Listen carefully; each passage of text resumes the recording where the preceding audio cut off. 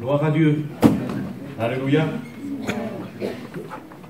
La Bible nous dit que dans le ciel, il y aura une grande foule. Alléluia. Et qui dira justement Alléluia. Et nous voulons nous réjouir ce soir encore de pouvoir ouvrir la parole de Dieu, même si le sujet est grave et sérieux et même parfois triste sur certains aspects. Mais au-delà des réalités terrestres, il y a l'espérance éternelle. Et nous croyons que notre Dieu va nous fortifier. S'il y avait quelqu'un qui se sentait loin de Dieu, abandonné, eh bien, mon ami ou mon frère, ma sœur, eh bien, ne crois pas cela. Dieu est celui qui nous tend la main. Amen. On va continuer dans notre série sur Israël, et bien sûr aussi cela nous interpelle en tant que croyants de l'Église. Et j'aimerais avec vous faire deux lectures, une dans le livre de la Genèse. Voilà, dans le livre de la Genèse. Voici ce que nous dit le livre de la Genèse au chapitre 4. On va juste lire un verset. Genèse chapitre 4 et verset 16. Puis Caïn se retira de devant le Seigneur et s'installa au pays de Nod, à l'est d'Éden. Et le pays de Nod signifie pays de l'exil ou plus exactement du vagabondage. Et Caïn est devenu comme un vagabond, parce que vous savez que lorsqu'on est loin de Dieu, on est comme des vagabonds. Mais lorsqu'on revient vers le Seigneur, alors il nous change et nous transforme. Et puis on lit aussi dans le livre de l'Exode, voilà, au chapitre 1er, Exode chapitre 1er, et il nous est dit cela au verset 22. Alors le Pharaon donna cet ordre à tout son peuple: tous les garçons qui naîtront, vous les jetterez dans le Nil, toutes les filles, vous les laisserez vivre. Voilà l'ordre donc du Pharaon. Alors vous allez peut-être me dire, mais quelle relation entre ces deux textes? Eh bien, ces deux textes nous parlent de la rébellion de l'homme, nous parlent de la désobéissance de l'homme. Le péché qui unit toute l'humanité, c'est la désobéissance. La Bible nous dit que Dieu a réuni tous les hommes dans la désobéissance. Et vous savez que une des caractéristiques de nos enfants, c'est que dès qu'ils apprennent quelques mots, il y a un mot qu'ils prononcent très rapidement et qu'ils disent d'une manière très vive, avec affirmation. Non, c'est pas oui, hein. C'est non. Je ne veux pas. Je ne veux pas de ce que me demande maman, je ne veux pas de ce que me demande papa ou quelqu'un d'autre, un adulte. Je sais, je connais. Et dès qu'ils peuvent s'exprimer, ils disent non. Pourquoi? Parce on a hérité de la nature pécheresse, et si on dit non à ceux qui sont plus grands que nous, on dit non aussi au Créateur, au Sauveur, au Seigneur et au Rédempteur. Et dans les temps que nous allons vivre ce soir, nous allons parler justement de cette rébellion, de cette décision qu'ont pris les hommes de lutter contre Dieu et d'être donc des insoumis, des gens qui ne veulent absolument pas de la seigneurie de Dieu, mais qui ont décidé de faire sans Dieu. Et c'est pour cela que j'ai pris ce texte de Caïn, parce que la Bible nous dit que Dieu a sanctionné Caïn, l'a châtié, mais Caïn lui-même s'est éloigné de la présence de Dieu, et il a commencé justement à bâtir une ville. Et nous le savons, c'est dans les villes, plus la ville est grande, plus le péché s'accroît. Plus la connaissance grandit, plus le péché est manifesté. Et nous savons que le plan de Dieu, bien sûr, ça a été de susciter une génération pour qu'une génération d'hommes et de femmes qui lui obéissent puisse être utilisée ensuite pour le plan rédempteur. Et c'est pour cela que nous trouvons, même avant la venue d'Abraham, même avant le choix d'Abraham, il y a des hommes fidèles. Il y a Caïn, oui, mais il y a, Abel va mourir, mais il y aura Seth. On parle des Caïnites et des Sétites. Donc il y a deux façons de réagir face à Dieu. Soit on s'éloigne de la présence de l'Éternel, soit on aspire quand même à se soumettre à Dieu. Et puis nous avons Seth, nous avons Enoch, nous avons qui va être enlevé auprès de Dieu. Nous aurons bien sûr Noé qui était juste en son temps, jusqu'au moment où Dieu fera un choix avec Abraham et lui dira, voilà, ton nom même sera changé, toi dont le nom est Père élevé, eh bien tu deviendras père d'une multitude et au travers de ta postérité, toutes les nations, toutes les familles seront bénies en ta postérité. Qu'a fait Abraham? Il a obéi. Qu'a fait Noé? Il a obéi. C'était curieux, Noé, construire une arche pendant des années, pénible et moquerie, prédicateur de la justice, oui, mais 8 personnes ont été sauvées et l'humanité a continué. Et Abraham, Dieu lui dira, quitte ton pays, ta patrie, et vers le pays que je te montrerai. Nos traductions sont un peu faibles sur ce sujet, puisque Dieu dira en fait, non pas va-t'en de ton pays, mais marche pour toi. C'est curieux, Mais vous savez, quand on choisit Dieu, on peut marcher et ça sera tout bénéfice. Parce que l'obéissance à Dieu, ça nous permet de véritablement vivre et d'être épanoui au bon sens du terme, dans le sens où Dieu l'entend. Alors, on s'aperçoit au travers des Écritures, dès la naissance de Caïn et d'Abel, qu'il y a en quelque sorte de catégories d'individus, ceux qui systématiquement s'opposent au plan de Dieu, qui ne veulent pas de Dieu, et ceux qui, malgré leur faiblesse, malgré leurs faux pas, leurs péchés, sont quand même désireux d'obéir à Dieu. Alors il y a parfois beaucoup de faiblesses, nous le savons, parmi les hommes de Dieu et parmi les femmes de Dieu, mais quand même, ces gens font passer la gloire de Dieu avant leur propre gloire. Et c'est ainsi que on s'aperçoit que le diable, bien sûr, qui est un menteur, qui est un meurtrier, va inspirer la lignée de Caïn, la lignée de ceux qui se révoltent, et bien sûr, notre Dieu va inspirer l'autre postérité jusqu'à ce que vienne notre cher Sauveur et Seigneur Jésus-Christ. Amen. D'ailleurs, l'Écriture nous dit que bien qu'il fût fils, il a appris l'obéissance par les choses qu'il a souffertes. Donc, Christ, c'est l'exemple même de la totale obéissance. Il a obéi, et si Christ a obéi, l'Antichrist, c'est la désobéissance totale et complète. Mais avant que l'Antichrist ne vienne, il y a ceux qui ont décidé de faire le choix de Satan. Et bien sûr, comme Satan n'aime pas les plans de Dieu, comme c'est un orgueilleux, comme c'est un révolté, parce qu'il faut pas oublier que la révolte qu'il y a eu dans le ciel, elle a été manifestée par Satan. Et Satan est un menteur, mais c'est aussi un meurtrier.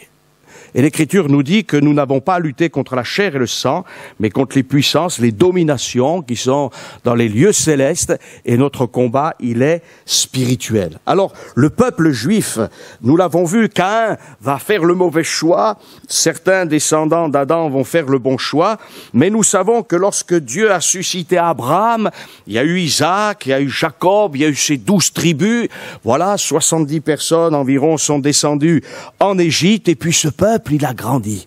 Voilà, parce qu'il a été protégé. Vous connaissez l'histoire de Joseph qui, par la prévidence divine, alors qu'il est rejeté par ses frères, va se trouver en Égypte, et puis il va devenir le premier ministre de Pharaon, le grand vizir, et puis il va bénir le peuple malgré la famine, malgré la détresse. Bien sûr, c'est une image du Messie avec sa providence, avec ses richesses. C'est une image du Sauveur du monde. Et bien évidemment, ce peuple va grandir. Et ce peuple, il est destiné à grandir jusqu'à ce que le Sauveur du monde vienne. Et il ne faut pas croire que l'attaque de Pharaon contre le peuple de Dieu, c'est simplement un combat, comme on pourrait l'entendre, de territoire ou de puissance, comme il le fait entendre. Non, c'est un combat spirituel. D'ailleurs, est-ce que Dieu n'aime pas les Égyptiens? C'est peut-être la question qu'on pourrait se poser. Si, Dieu aime les Égyptiens. Mais quand on lit bien l'Écriture, on s'aperçoit que c'est contre les dieux de l'Égypte que Dieu a lutté. Dans ces dieux dans lesquels les Égyptiens se confiaient, et particulièrement aussi contre l'orgueil de Pharaon, qui se prenait pour un dieu. Et un homme restera un homme. Il ne sera jamais Dieu. Au sens absolu du terme, nous pouvons devenir fils de Dieu par adoption, bien sûr, nous le sommes en Jésus-Christ, mais nous restons des êtres humains. Nous ne sommes ni des animaux, ni des anges, ni des dieux, nous sommes des êtres humains, mais l'être humain, lorsqu'il est obéissant, lorsqu'il est racheté, il est à l'image de Dieu. Amen. Et c'est ça qui est glorieux. Voilà.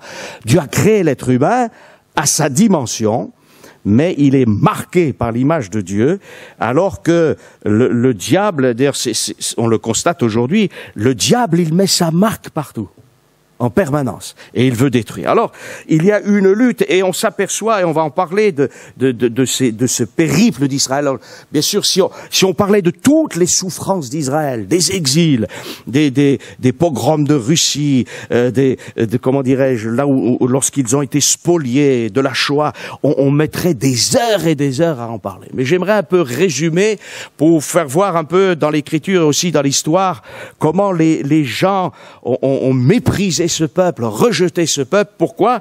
Parce que c'est le peuple de Dieu. Et quand on regarde Israël et quand on regarde aussi l'histoire de l'Église, de la véritable Église a été persécutée par la fausse Église.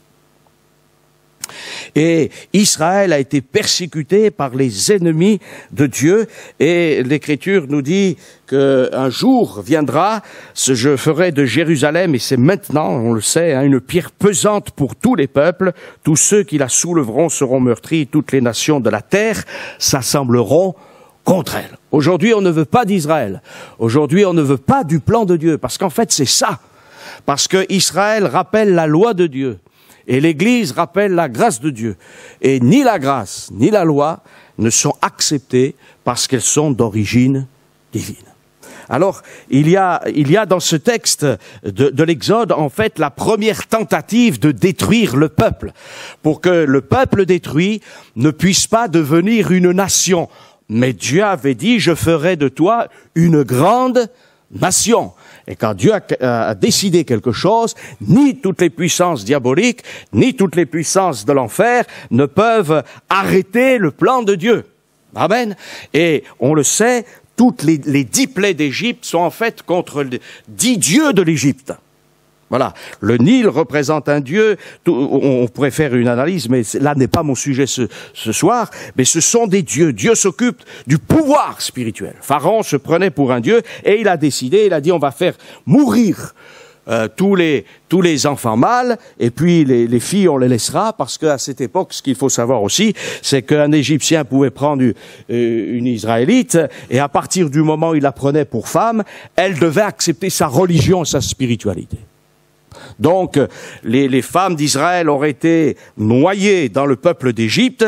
Il ne fallait surtout pas que les Israélites vivent, mais nous savons, alléluia, que Dieu a permis que des garçons soient gardés, et surtout un certain Moïse, extrait. Il a été retiré, amen, afin que le peuple soit sauvé. Mais c'est la première attaque contre le peuple, la première souffrance contre le peuple. Et c'est terrible parce que, encore une fois, on le retrouve dans la Shoah, dans ce drame du XXe siècle, on touche aux enfants. Voilà. Et vous savez que toucher aux enfants, les ennemis, les manipulateurs de foule s'intéressent aux enfants. Voilà. Alors soit on les formate, on les éduque, on leur fait rejeter le plan de Dieu, soit on les fait mourir. Voilà. La mort.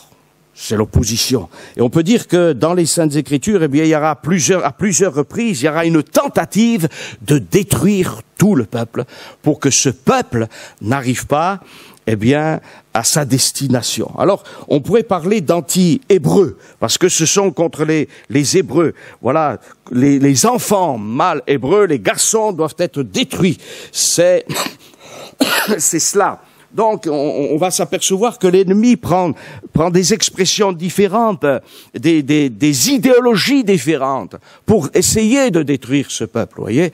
Et parfois c'est subtil. Et l'Écriture nous dit aussi que donc ils ont été gardés, ils ont été protégés, et puis à un moment donné, ce peuple il est sorti d'Égypte quand même. Voilà. Il a échappé à la main de Pharaon, mais vous avez remarqué que jusqu'au dernier moment, Pharaon va poursuivre les enfants d'Israël pour les ramener en esclavage, pour essayer de les détruire, mais bien sûr son armée eh bien, sera ensevelie et Israël va sortir d'Égypte. Mais c'est pas fini, hein. On a l'impression que c'est perpétuel. Chaque génération, il y a des attaques. Il y a des attaques systématiques. Pourquoi? Parce que ce peuple est un peuple différent. Pourquoi l'Église est-elle attaquée? Parce qu'elle a une pensée différente. Parce qu'elle n'a pas la pensée de ce siècle. Si le monde aime ce qui lui appartient, mais la pensée de Dieu n'appartient pas à ce monde. Donc il y a une lutte idéologique, il y a une lutte morale, il y a une lutte mentale, mais il y a aussi, et bien sûr, aussi corporelle parfois, hein, par les guerres. Mais avant tout, ce combat, il est spirituel. Alors nous savons qu'Israël va faire son périple et à un moment donné, eh bien, il y a un roi qui se lève et qui dit on va maudire ce peuple. Voilà, ça c'est l'attaque de Balak et de Balaam, on le retrouvera tout à l'heure. Et ça c'est la décision de maudire. On va maudire le peuple, on va essayer les pouvoirs occultes. Encore une fois de plus, on se retrouve dans une attaque spirituelle. Et là, ce faux prophète qui pourtant entend la voix de Dieu. Vous savez, on peut entendre la voix de Dieu, hein. Et c'est pas pour ça qu'on a un homme de Dieu. Il y a des gens qui confondent le fait d'entendre Dieu et le fait d'obéir à Dieu. Totalement différent. Et il faut bien qu'on distingue deux mots, c'est le mot communication et le mot communion. Être en communion avec Dieu, ça veut dire recevoir son approbation, se soumettre à sa volonté. La communication, c'est l'entendre. Et or, vous avez remarqué qu'on est dans un siècle de communication. Et on nous communique toutes sortes de choses, mauvaises. Mais notre Dieu ne veut pas simplement nous communiquer quelque chose.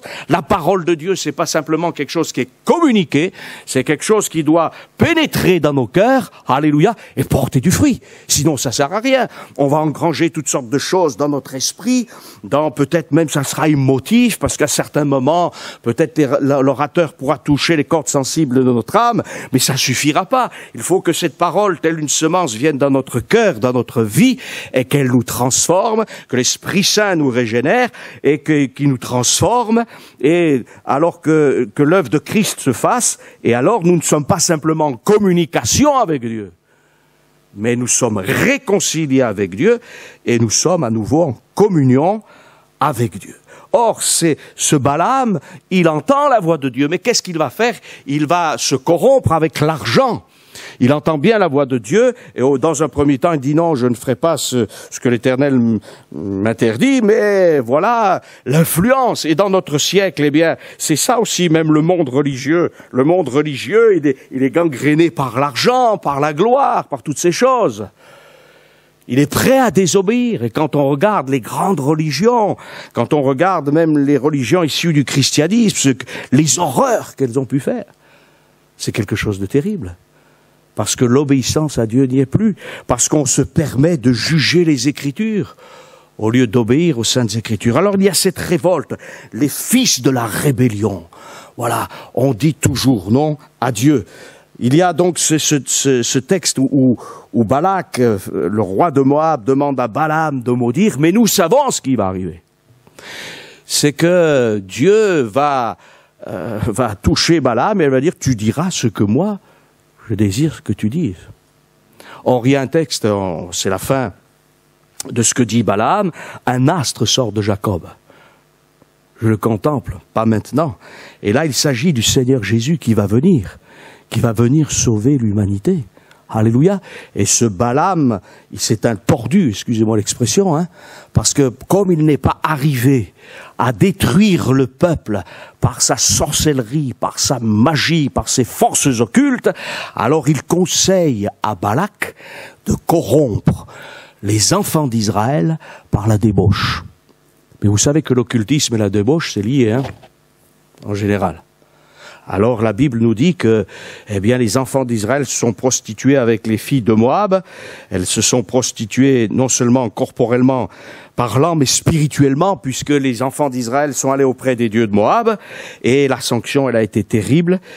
Et il y a eu un châtiment, mais quand même Dieu a épargné son peuple, parce qu'il avait eu un programme avec lui. Mais ça finit pas là, c'est pas fini, hein. Continue, en permanence. Et là, rien que dans l'Ancien Testament, on cite quelques textes, mais il va y avoir quelque chose encore de plus terrible. Parce que jusqu'à présent, l'opposition à Israël, elle est extérieure. C'est quelqu'un de l'extérieur qui vient essayer de tuer des enfants. On essaye de, comment dirais-je, de... Voilà. Mais là, il va y avoir quelque chose de plus terrible avec ce fameux Aman l'Agagite. Voilà. Hein, vous savez, les guerres, il y a eu des guerres. Hein, mais les guerres, c'est une chose. Mais il va y avoir cet homme qui va arriver au pouvoir pour essayer de détruire le peuple. C'est quelque chose de terrible, ça. Hein, voilà. Et cet homme, il va avoir les privilèges jusqu'au jour où son plan va être dévoilé. Voilà. Et il va y avoir une lutte spirituelle encore. Pourquoi Mardoché ne se prosterne-t-il pas devant Aman l'Agagite? Vous allez me dire, parce qu'aucun juif ne se prosternait devant personne. Non, c'est pas ça. Un juif pouvait se prosterner devant un roi et lui devoir du respect. C'est pas ça. Mais parce que Mardoché est en exil. Et il sait que cet Aman, c'est un Agagite, c'est-à-dire un descendant d'Amalek. Et contre Amalek, on va le revoir, il y a une guerre perpétuelle. Amalek, c'est la puissance spirituelle qui veut détruire le peuple de Dieu. Alors je ne l'ai pas cité tout à l'heure à dessein, parce que je vais revenir. Et devant cet Aman l'Agagite, il ne se prosterne pas, parce qu'il sait que déjà le peuple est en exil, qu'il faut encore que certains rentrent dans le pays, et il n'est pas question de plier devant cet homme. Alors bien sûr, ça a des conséquences. Vous savez, quand on désire ne pas plier devant les propositions du monde, c'est difficile, non? Eh oui, je me rappelle de quelqu'un qui, son patron lui a dit, écoutez, c'était une secrétaire, et il lui disait, écoutez, dites que je suis pas là. Et cette secrétaire a dit, non, non, moi, monsieur, je ne dirai pas ça, parce que moi, je ne mens pas. Alors le patron s'est mis en colère. Il est parti dans une colère noire, et puis voilà. Bien sûr, peut-être qu'elle aurait pu être licenciée, cette chère sœur, mais elle a résisté. Moi, j'ai un Dieu, je ne mens pas. Et puis quelques jours plus tard, le patron est venu la voir. Il dit, écoutez, j'aimerais que le courrier parte à telle heure. Et je sais que vous êtes sérieuse. Alors, je sais que parfois mes secrétaires, elles disent, oui, il partira ce soir à 16h le courrier. Mais le courrier ne partait pas à 16h, il partait le lendemain ou le surlendemain. Donc ça a été difficile pour elle. Mais à un moment donné, cet homme qui était un grand malin, il savait compter sur ceux qui étaient corrompus comme sur ceux qui étaient bons. Vous voyez, ça c'est l'art de notre monde. Hein, elle a résisté. Et c'est vrai que ça aurait pu peut-être lui coûter sa place, mais elle a préféré honorer son sauveur plutôt que de mentir. Ça a été son choix. Et en effet, Mardochée a résisté. Mais un seul homme qui résiste est un homme qui désire détruire tout le peuple. La vengeance. On le voit dans le livre de la Genèse, lorsque Caïn, réclame vengeance, mais son descendant, il réclame une vengeance 7 fois supérieure. Parce que le péché, il augmente. La rébellion, elle augmente. Les souffrances peuvent augmenter. Et c'est un point très particulier. Alors Israël va se trouver on veut détruire le peuple. Vous savez que ça a été un épisode terrible du désert, mais lorsque les enfants d'Israël se sont trouvés dans le désert, justement, Amalek est descendu sur les plus faibles. Il a touché le peuple. Il a essayé de le détruire. Et on connaît tous ce texte, et les prédicateurs que nous sommes ont tous prêché sur ce texte où Moïse est là à intercéder avec les bras comme cela, avec d'un côté Aaron, et même à un moment donné, il est tellement fatigué qu'il se met sur un rocher. C'est bien évidemment l'image de la croix, de l'intercession, de la rédemption qui se met en marche. Et en bas, il y a quelqu'un qui s'appelle Josué, qui avec les enfants d'Israël, combat contre Amalek. Et la Bible nous dit que lorsque les bras de Moïse, s'étaient affaiblis, Amalek était le plus fort. Et lorsque les bras de Moïse étaient en haut, Josué était le plus fort. Et nous savons, alléluia, qu'à un moment donné, Josué a remporté la victoire sur ce peuple, mais Dieu dira, il y aura guerre à perpétuité contre Amalek. Parce qu'il est venu, avec méchanceté sur les plus faibles, ça sera une guerre perpétuelle. Amalek, c'est un descendant d'Ésaü. Et Ésaü représente le monde profane dans l'Écriture. Il représente le monde, en quelque sorte, la pensée occidentale, avec ses richesses, avec son pouvoir. Ismaël, lui, représente le monde oriental, avec ce qui deviendra l'islam. Voilà, mais Amalek, c'est le monde occidental. Ne croyez pas. Les Israéliens le savent aujourd'hui. Ils se méfient autant du monde occidental que du monde islamique. Il est plus pernicieux, il est plus dangereux. Et Amalek, et Dieu dira, c'est cette fameuse bannière qui va être élevée par Moïse, Jéhovah Jireh, et voilà, c'est pas Jéhovah Jireh, Jéhovah Nessi, et en fait, dans ce mot, dans cette Jéhovah Jireh, c'est pour la ligature, le sacrifice d'Isaac, mais il est question d'étendre une bannière. Et ce mot bannière, en fait, dans l'Écriture, il fait référence au miracle. Voilà, c'est le même mot que le mot miracle, nes. Et il faut un miracle pour que l'adversaire soit défait. Amen. Et le seul miracle qui va nous amener à la délivrance, à la rédemption et au salut, alléluia, c'est parce que notre Sauveur et Seigneur Jésus-Christ est mort à la croix, alléluia, et à la croix, il a dépouillé les autorités et les dominations, il les a livrées publiquement en spectacle, donc en triomphant. Alléluia. La croix, c'est un miracle, c'est quelque chose de glorieux. On ne peut pas se sauver soi-même. Et notre Josué à nous, c'est Jésus de Nazareth. Amen. Alors, il y a ce peuple Amalek et c'est Aman, la Gagite, Mardochée ne pliera pas devant lui et il va jeter le sort. Le pour, c'est quoi? C'est le sort. Le roi va jeter le sort pour savoir quel est le jour le plus favorable pour massacrer un peuple. Ça paraît invraisemblable. On pourrait s'attendre à ce que les gens essayent de jeter un sort pour apporter la bénédiction à la planète. Non? Mais pour détruire, pour ruiner. Alors on a jeté le sort, on a dit le jour le plus favorable sera celui-ci. Mais entre-temps, il y a eu la puissance de Dieu. Et au lieu d'être vainqueurs, ce sont les Juifs qui ont été vainqueurs. Ça, c'est contre un peuple. Il ne faut pas oublier que Balaam, c'est aussi le prophète qui est contre le peuple. On le verra peut-être tout à l'heure si on a un peu de temps pour comparer quelques personnages qui sont des images de l'Antichrist. Et puis il y aura, on quitte les Écritures, on revient dans le domaine de l'histoire, et là c'est différent.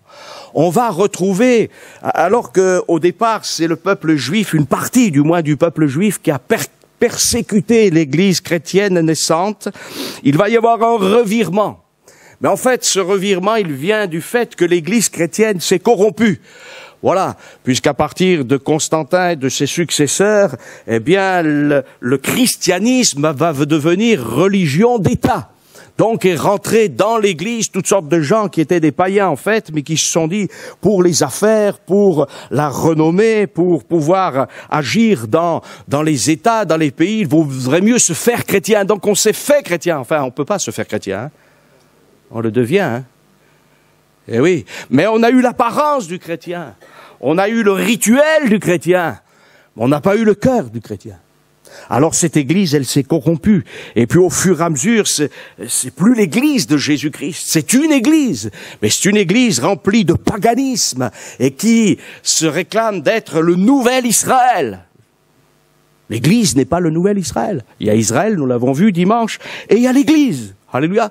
Et aujourd'hui, un juif qui veut être sauvé, eh bien, il va, en quelque sorte, devenir participant du corps de l'Église. Il est dans l'Église.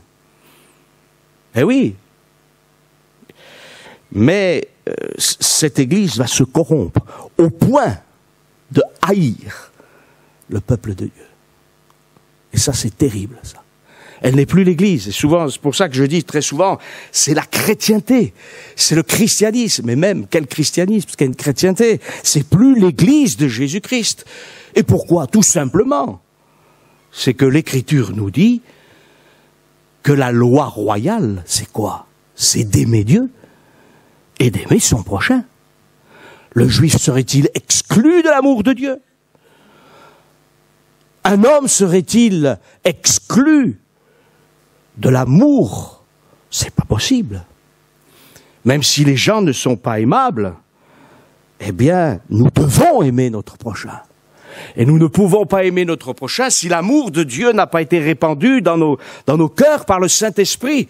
Mais ceux qui sont des faux chrétiens, qui n'ont pas l'amour de Dieu en eux, ne peuvent pas aimer leur prochain. Et pour toutes sortes de critères qui sont des critères d'égoïsme, d'orgueil, de vanité, eh bien, sont prêts à faire du mal à leur prochain et à détruire leur prochain pour pouvoir régner. Et c'est ainsi que, notamment, bien sûr, l'Église orthodoxe, mais notamment l'Église catholique romaine, a été antisémite et demeure antisémite. Bien sûr, je ne suis pas en train de parler d'un catholique en particulier.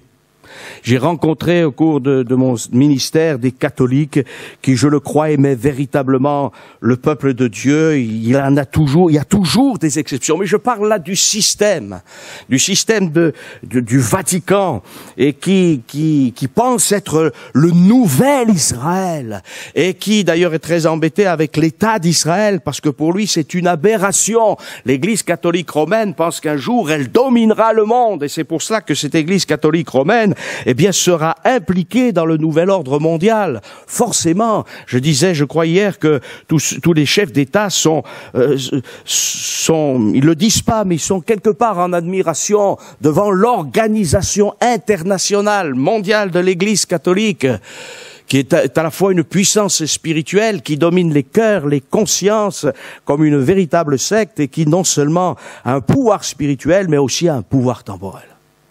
Et le pape, nous le savons, est reçu, comme le disait notre frère hier, comme un chef d'État, mais il a aussi un pouvoir spirituel, un pouvoir moral, il domine sur les consciences, et il porte toutes sortes de titres, pourtant, qui ne devraient être attribués qu'à Jésus-Christ lui-même. Le vicaire de Christ, etc. Enfin, toutes sortes de titres. On va pas parler du catholicisme trop longtemps ce soir, mais c'est quelque chose de terrible. Et il y a dans l'Église catholique romaine, eh bien, un antisémitisme. Voilà, le juif, il est gênant. il est perturbant, et puis on n'arrive pas à le convertir, vous voyez. Mais moi je comprends qu'un juif ne se convertisse pas au catholicisme, hein, et vaut mieux. Hein. Eh oui, mais comment voulez-vous amener quelqu'un pour qui l'idolâtrie est une horreur à adorer Marie, les saints? Parce que le peuple de Dieu a bien des défauts, mais quand même l'exil babylonien l'a amené à être délivré d'un type d'idolâtrie. Pas de toutes les idolâtries, hein, mais en tout cas des faux dieux des nations étrangères. Alors bien évidemment, en face de toute cette folie, et c'est pour ça que c'est difficile parfois de parler à un Israélite, parce que pour lui, le christianisme, c'est l'Église catholique. Alors évidemment, c'est une catastrophe. Vous voyez. Ou alors l'Église orthodoxe, ou l'Église maronite, ou l'Église, toutes ces églises qui n'ont rien à voir avec ce bel évangile. Alléluia, cet évangile de la pureté, cet évangile qui est marqué, eh bien, par le Fils de Dieu, par le Saint-Esprit, et c'est terrible. L'adversaire a semé la confusion, c'est Babel, et c'est vrai que le christianisme aujourd'hui, enfin, je parle du christianisme, de tous ceux qui se réclament de la chrétienté, c'est Babel, c'est la confusion. Mais au milieu de tout ça, alléluia, l'Église véritable. Amen. Et au milieu de ces hommes, il y a des hommes, des femmes qui croient que Jésus-Christ est le Fils de Dieu et nous devons proclamer la gloire de Dieu. Alors, l'Église catholique romaine a persécuté les vrais chrétiens, elle a persécuté tous ceux qui se réclamaient, elle a persécuté les Vaudois, elle a persécuté les croyants dans les Cévennes, partout, tous ceux qui prenaient la Bible, alors on les brûlait, on les condamnait. Ça va de Savonarole jusqu'à l'Inquisition en Amérique du Sud et partout. Donc on a la véritable Église, on a dit c'est une secte, hein, et on a persécuté, mais on a persécuté aussi le peuple juif. Et certainement que la persécution, bien sûr, s'est manifestée par l'Inquisition, et l'une des persécutions les plus terribles, ça a été certainement la persécution espagnole, enfin qu'on peut prendre comme exemple, puisque les rois très catholiques d'Espagne, de Castille, eh bien, ont fait au-delà même de ce que demandait le pape. Hein, le pape était pour quelques modérations, mais ils sont allés au-delà. Et c'est ainsi que, en 1493, il y a expulsion des Juifs d'Espagne. Hein, il y a cette mainmise, c'est soit la conversion, soit l'expulsion, soit la mort. C'est pas tellement agréable, hein? Eh oui, traité d'Alhambra en Espagne, et on décide alors certaines personnes se sont converties, on les a appelées ensuite les marranes, marrane, ça vient du mot espagnol marranos, qui signifie un porc. Voyez le mépris. Mais certains sont revenus plus tard au judaïsme, par toutes sortes d'immigrations très compliquées, et puis certains sont morts, et puis certains sont partis, expulsés d'Espagne. Ça a été un drame. Ça a été terrible, mais vous savez, l'ennemi il est tellement méchant que même les convertis, les conversos, comme on appelait, on n'a pas cru véritablement à leur conversion. Il faut dire qu'il y en a, ils continuaient encore à pratiquer un peu le judaïsme en secret, c'était vrai. Alors on les persécutait, on cherchait à savoir s'ils mangeaient pas de porc, s'ils faisaient pas ceci, s'ils faisaient pas cela, s'ils gardaient un objet rituel, par exemple une menorah ou quelque chose. Alors on les poursuivait, on faisait du mal. Et c'est l'Église catholique, c'est terrible de le dire, mais qui a commencé à mettre dans le cœur des gens le fait qu'un juif ne pouvait pas vraiment arriver au salut. Et que c'était pas simplement sa religion sur laquelle il fallait lutter, mais que même son sang était souillé et qu'il était corrompu, et que de toute manière, on n'en ferait certainement jamais rien. Donc on n'a plus condamné simplement la religion ou un peuple, mais on a condamné l'individu parce que, en tant qu'ethnie, quelque temps plus tard, Hitler fera la même chose. C'est terrible, ça. C'est affreux. Et nous le savons, je ne veux pas trop insister, mais quand l'Église catholique est forte dans un pays, elle domine, elle écrase. Quand elle est un peu moins forte, elle est très subtile. Vous voyez ? Pendant des années, les protestants ont été appelés des hérétiques. Et puis quand ils ont été un peu plus puissants, que l'Église catholique était un peu moins puissante, alors on les appelait les frères séparés. C'est subtil, hein, ça. Eh oui, vous savez, pour faire un bon jésuite, il faut 14 ans. Hein? Eh oui. Et un jour, un élève des jésuites est venu voir un jésuite et lui a dit, mon père, c'est vrai que un jésuite répond toujours par une question. Et ce jésuite lui a dit, mon fils, qui vous l'a dit? C'est ça la subtilité de Rome. Alors il ne faut pas se laisser aveugler, voilà. Par contre, il faut aimer les catholiques. Il faut les aimer, alléluia, parce qu'ils ont part à la rédemption. Et puis, il y a cette église catholique qui va persécuter, mais il y a aussi la religion du sabre, qui va sortir des sables de l'Arabie. Et là, ça va être autre chose aussi. Persécution. C'est presque terrible à dire, mais dans l'histoire, la chrétienté a été plus dure avec le peuple juif presque que l'islam. Et pourtant, quand on sait ce que c'est que l'islam, c'est terrible. Mais il y a eu certaines périodes de l'islam où les juifs ont été bien sûr abaissés, mais tolérés, même parfois respectés. Alors bien sûr, il y a des périodes beaucoup plus difficiles, que ce soit d'ailleurs pour les chrétiens ou pour les juifs en terre d'islam. Ce sont, vous le savez, des dhimmis. Hein, voilà, comme les chrétiens, on accepte qu'ils pratiquent leur religion parce que c'est des religions du livre, comme disent les musulmans. Mais bien sûr, nous savons aussi que le peuple juif a eu à souffrir terriblement de l'islam. Et c'est toujours la même chose, l'ennemi qui par des idéologies, des fausses religions essaye de détruire. C'est terrible ça, hein? Et puis on en vient au protestantisme aussi, hein? Et on fête les 500 ans de la Réforme, mais il faut le dire, il y a un certain Martin Luther qui, c'est vrai, est passé des ténèbres à la lumière quand même, et qui a fait beaucoup de bonnes choses, mais à propos des Juifs, au début, il a pensé tous les convertir, et puis à la fin de sa vie, dans les propos de table, il est beaucoup moins sympathique avec les Juifs, et malheureusement, certaines communautés d'Allemagne ont gardé un petit peu la pensée de Luther. À un moment donné, dit tous ces Juifs, brûlez leurs synagogues. Oui, c'est des paroles de Luther, c'est terrible. C'est dommage que cet homme qui, pourtant, a fait beaucoup de travail pour ramener le peuple de Dieu à la Bible, eh bien, qui lui-même a été protégé par Dieu, eh bien, soit tombé aussi dans le panneau. Voyez, et il a lu l'épître aux Romains pourtant. Eh oui, mon juste vivra par la foi. C'est ce qu'il a éclairé, Luther. Mais il aurait fallu que Luther relise vraiment. Et vous savez, ce qu'il y a certainement, c'est que parfois on découvre des perles dans l'Écriture, mais si on n'est pas conduit toujours par l'Esprit de Dieu, on risque un jour de dévier. Et c'est pour ça qu'il faut que nous aussi, on ait beaucoup d'humilité et qu'on puisse dire, Seigneur, fais-nous grâce, que nous puissions jusqu'au bout aimer tous les hommes comme toi, tu les as aimés, qu'on puisse toujours amener ce merveilleux message de l'Évangile. Nous ne sommes pas juges des vivants et des morts. Le seul juge des vivants et des morts, c'est le Christ qui a été mis en croix et qui, pour l'instant, patiente énormément. Dieu n'est pas un Dieu tolérant, comme très souvent on aime le dire, mais Dieu est un Dieu patient.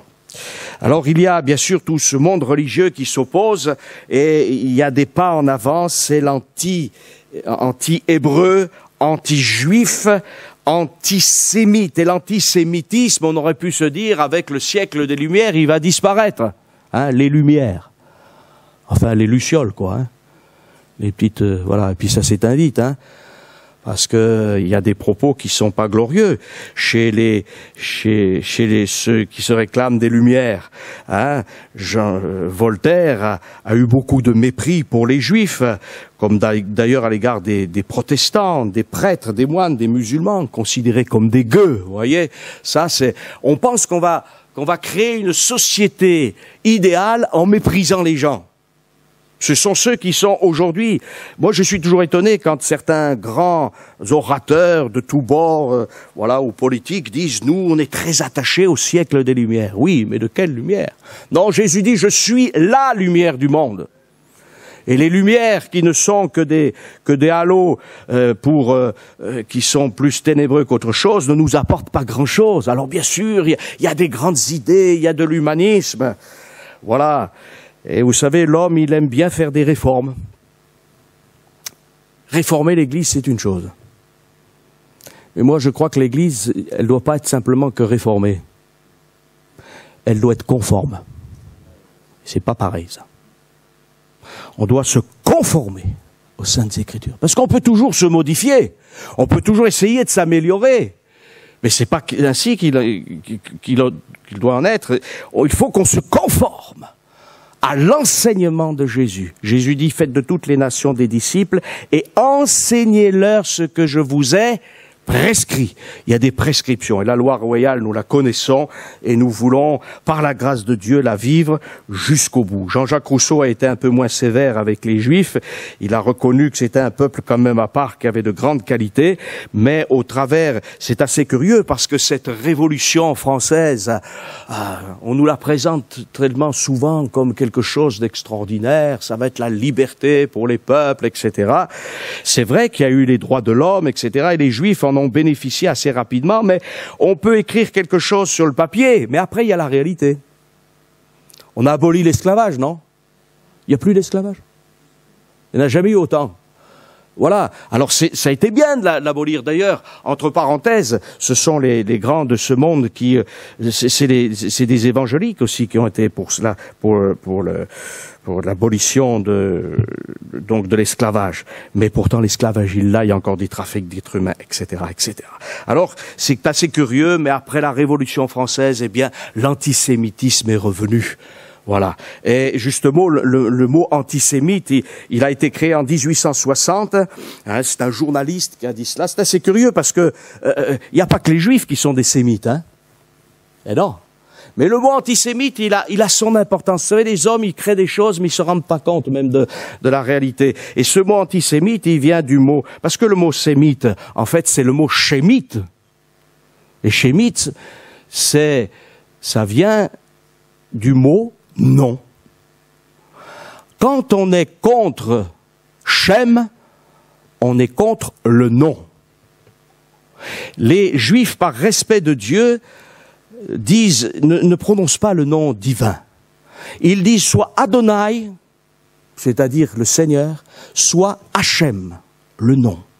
Et en fait, être antisémite, c'est être contre la race choisie par Dieu, la race du nom, et ça nous rappelle que Pierre nous dit, il n'y a pas d'autre nom par lequel nous devions être sauvés, si ce n'est le nom de Jésus. D'ailleurs, vous savez que Moïse dira au Seigneur, lorsque Dieu l'envoie, mais dis-moi ton nom. Il y a un nom. Et il y a un nom qui est au-dessus de tout autre nom. Et ce qui est assez curieux, c'est que quand on inverse les noms de Moïse, Moshe, eh bien ça donne Shem. Donc être antisémite, c'est être contre le plan de Dieu, c'est s'opposer au plan de Dieu. Mais il y a quelque chose qui est beaucoup plus subtil aujourd'hui, et parce qu'on dit non, il n'y a plus d'antisémitisme. On va lutter contre l'antisémitisme. Voilà. Hein. D'ailleurs, on est toujours, on est contre les discriminations, on est contre toutes sortes de choses. Alors on a l'impression que c'est un progrès, vous voyez. Et aujourd'hui, en France, on n'a pas le droit d'être antisémite, condamné par la loi. Mais le diable, qui est un serpent, va prendre un autre mot. Et c'est le mot sioniste. On n'a pas le droit d'être antisémite.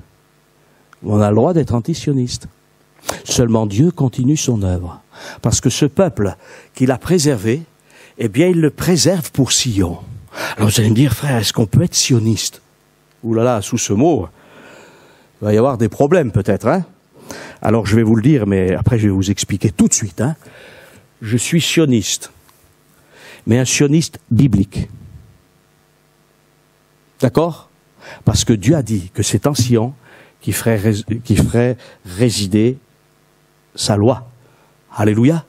Et dans la suite des temps, amen, il n'y aura pas la loi du Sinaï, mais la loi sortira de Sion. Amen. Et ce peuple, il est destiné à être là dans cette partie de terre qui est entre la Méditerranée, le Jourdain, de l'Égypte jusqu'à l'Euphrate. Ça, c'est l'héritage des Israélites que Dieu a donné. Et ce peuple, malgré ses péchés, ses faux pas, ses exils, tout cela, ils sont bénis à cause de leur Père. Et Dieu patiente avec eux.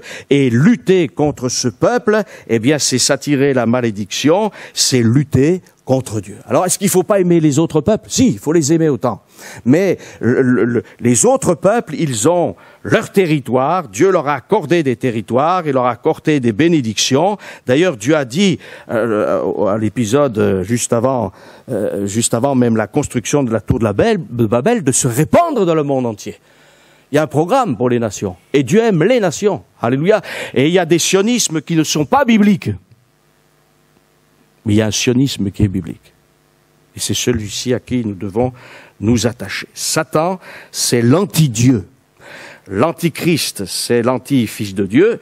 Et le prophète, c'est l'anti-Saint-Esprit. On retrouve au cours de l'histoire d'Israël, eh bien, des oppositions. Je ne vais pas vous parler de l'antichrist. L'antichrist, ça sera le summum. Ça sera un homme qui concentrera tout ce qui est anti-Dieu, anti-Israël, anti-foi, tout ce qui est le règne de Dieu. Et en quelque sorte, ce système, il est déjà là en train de se mettre en place. On appelle bien ce qui est mal, mal ce qui est bien. Et les hommes sont contre Dieu. Mais heureusement, il y a encore des gens qui capitulent devant Dieu, à l'écoute de la bonne nouvelle, et qui sont capables, eh bien, de se retrouver dans la grâce de Dieu. Je vais citer quelques oppositions. J'ai cité déjà Balak avec Moïse, Balaam, il y a Goliath aussi, avec David. Voilà. Mais même Saül fait tout le contraire, c'est un être désobéissant. Et il a une image de l'Antichrist. Voilà. Samuel dira à Saül, Dieu préfère l'obéissance au sacrifice. Voyez? Et nous, l'homme religieux, il est prêt à toutes sortes de sacrifices et à garder sa désobéissance. Dieu dit, non, j'ai pas besoin de tout ça, tout ce que tu veux me donner, tout m'appartient, mais obéis-moi. Voilà. Et puis, on le retrouve, là, par exemple, Sédécias contre Michée, ce faux prophète qui se dit inspiré de Dieu. Et aujourd'hui, c'est pareil. Il y a des gens qui disent, Dieu a parlé au travers de ma bouche. Oui, mais c'est le contraire de ce que disent les Saintes Écritures. Et Michée et Sédécias, et là, on découvre d'ailleurs dans cet épisode de Sédécias contre Michée, la séduction diabolique, pour que ces rois aillent en campagne et pour que ça se passe mal. Voilà, on découvre toute la puissance diabolique. Voilà, et puis c'est pareil avec Anania et Jérémie, il y a une lutte comme cela, c'est en permanence. Et puis, bien sûr, Nebuchadnezzar contre Daniel, et puis toutes les nations qui s'opposent au Fils de Dieu, au travers de Caïphe, d'Hérode, de Pilate, et de toutes ces oppositions. Et puis ça continuera, donc c'est ce que j'ai dit tout à l'heure. On retrouve aussi ces empereurs romains qui vont lutter contre le christianisme naissant, particulièrement Néron, qui s'oppose au ministère apostolique et au ministère de l'Église. Donc c'est une véritable lutte permanente, et cette lutte, elle n'est pas finie. Et c'est pour ça qu'on peut prier pour Israël, on peut surtout prier pour le salut des Juifs afin qu'ils soient sauvés. Et bientôt, eh bien, se mettra en place ce système global, le nouvel ordre mondial. Vous savez que tous les présidents ont dit, je me rappelle, un de nos présidents a dit il y a quelques années, que vous le vouliez ou non, le nouvel ordre mondial se mettra en place, mais on va répondre à ces rebelles et à ces gens, attention, le royaume de Dieu, lui, va se mettre en place, et il va se mettre en place définitivement pour l'éternité, parce que Christ a tout accompli et c'est le vainqueur. Alors nous pourrons peut-être souffrir, il y aura des luttes et des combats, et c'est vrai que l'Antichrist est à la porte, en tout cas l'esprit de l'Antichrist est là, les structures même de gouvernement mondial sont là, et les souffrances d'Israël sont terribles. La dernière grande souffrance d'Israël, ça a été bien sûr la Shoah, lorsqu'Hitler, eh bien c'est cette image presque parfaite de l'Antichrist a décidé de détruire ce peuple-là et toutes sortes d'atrocités. Et vous savez, je lisais un article d'un journaliste qui n'est pas chrétien. Il a écrit de petits ouvrages et il dit ceci, il se prépare une deuxième Shoah. La difficulté d'Hitler, c'était que tous les Juifs étaient dispersés. C'est plus facile, quand ils sont rassemblés, de les attaquer. Mais nous savons, parce que tous les Juifs ne seront pas tournés en Israël lorsqu'il y aura l'attaque, mais nous savons aussi que Dieu gardera son peuple. Amen. Et nous qui sommes des croyants, eh bien, nous savons aussi que dans beaucoup de pays, les chrétiens sont persécutés et la véritable Église est persécutée. Les Juifs sont persécutés parce que, je le disais dimanche, Israël est dépositaire de la loi et la loi de Dieu, les hommes rebelles ne l'aiment pas et l'Église est persécutée parce qu'elle est dépositaire de la grâce de Dieu et on n'aime pas la grâce de Dieu. C'est curieux, hein, mais on n'aime pas la grâce de Dieu. Mais néanmoins, Dieu triomphera. Amen. Et tous ceux qui auront l'amour de la vérité seront sauvés. Et je crois que si l'Église est encore là, alléluia, c'est qu'elle a encore un beau programme devant elle, non? Croyez pas? Et que malgré ces puissances anti-hébreux, anti-juifs, anti-ethniques, antisémites, anti-sionistes, Dieu accomplira son plan. Amen. Que Dieu nous bénisse. Que Dieu nous fasse grâce et que nous puissions vraiment intercéder pour toutes les nations, pour tous les hommes, parce que comme le grand but de Dieu, c'est que tous les hommes soient sauvés et parviennent à la connaissance de la vérité. Que Dieu vous bénisse. Seigneur, nous te bénissons et nous te rendons grâce. Nous savons qu'il y a des luttes, nous savons qu'il y a des combats, et Seigneur, nous te bénissons néanmoins, parce que c'est toi qui accomplis ton plan. Et nous voulons nous souvenir des paroles de Daniel, qui dira, c'est lui qui tient les temps et les circonstances. Oui, rien n'arrive sans que Dieu en soit la cause. Et nous voulons, nous réfugier sous tes ailes, notre Dieu. Oh, combien ta parole est bonne. Et cet évangile est grand, il est glorieux. C'est la bonne nouvelle, c'est la puissance de Dieu pour le salut de quiconque croit. Et quand bien même, l'ennemi viendrait comme un fleuve, l'Esprit de l'Éternel le mettra en fuite. Nous te bénissons, notre Dieu, nous t'adorons. Puisses-tu, Seigneur, encore attirer des millions d'hommes à ton grand salut dans ces temps qui sont les derniers, parce que nous croyons que tu es le grand vainqueur, et à ce vainqueur, nous disons à toi la gloire, l'honneur, la puissance, le règne et la force. Merci notre Dieu. Amen.